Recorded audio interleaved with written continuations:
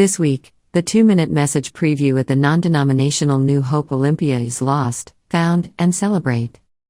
The book of Luke contains 3 powerful parables that focus on being lost, found, and celebrated. These parables are the parable of the lost sheep, the parable of the lost coin, and the parable of the lost or prodigal son.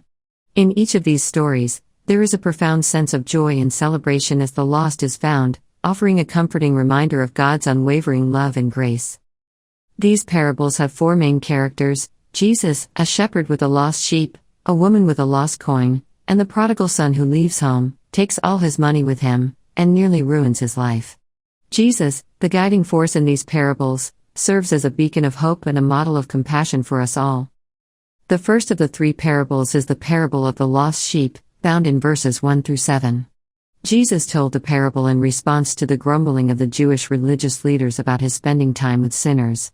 The story is about a shepherd with a flock of 100 sheep. Sadly, one of the sheep wandered off and got lost. The shepherd left the rest of the flock, which was safe, and searched for the lost one. After a long search, he finally found the lost sheep. Overjoyed, he called together his friends and neighbors to celebrate the safe return of the missing sheep. Jesus compared the rejoicing of this shepherd and his friends to the rejoicing in heaven when a sinner repents and comes back to the safety of God's fold. The second parable is about the lost coin, found in verses 8 to 10. Jesus asked the people he was speaking to if a woman has 10 coins but loses one, wouldn't she light a lamp, sweep the house, and search carefully until she finds it? He said that just like a shepherd finding a lost sheep, there will be great rejoicing with friends when the lost coin is found. Jesus then added that in the same way, there is joy among the angels of God over one sinner who repents. The third parable concerns the lost or prodigal son, verses 11 to 32. There was a man who had 2 sons. One day, his younger son asked for his inheritance money. Despite being shocked by the request, the father gave him what he requested. The younger son took the money and left.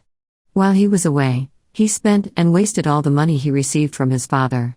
Soon, he found himself broke and in despair. When he finally realized his situation, he came to his senses and decided to return to his father's house, willing to be made a servant so that he would at least have something to eat. When he finally got home, his father didn't just make him a servant, he forgave him, ran up to him, hugged him, and honored him. The prodigal son was thrown a big celebration party, and his father said, "My lost son is found."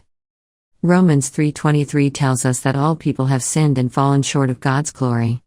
At some point, we have all been like lost sheep, lost coins, or prodigal sons. The fact is that God not only wants but eagerly invites and encourages us to return to Him and be found in the safety of His fold again. This invitation is a testament to His unconditional love and acceptance, with significant implications for us. How do we view people who are caught up in sin? Do we look down on them? Do we feel morally superior to them? Do we want nothing to do with them or be associated with them? Jesus intentionally spent time with sinners. He wanted to show them a better life because He loved them. Are we like Jesus, who genuinely wanted to help sinners find a better way of life and their way back to God? Or are we like the Pharisees and the scribes, who were not interested in helping the sinners?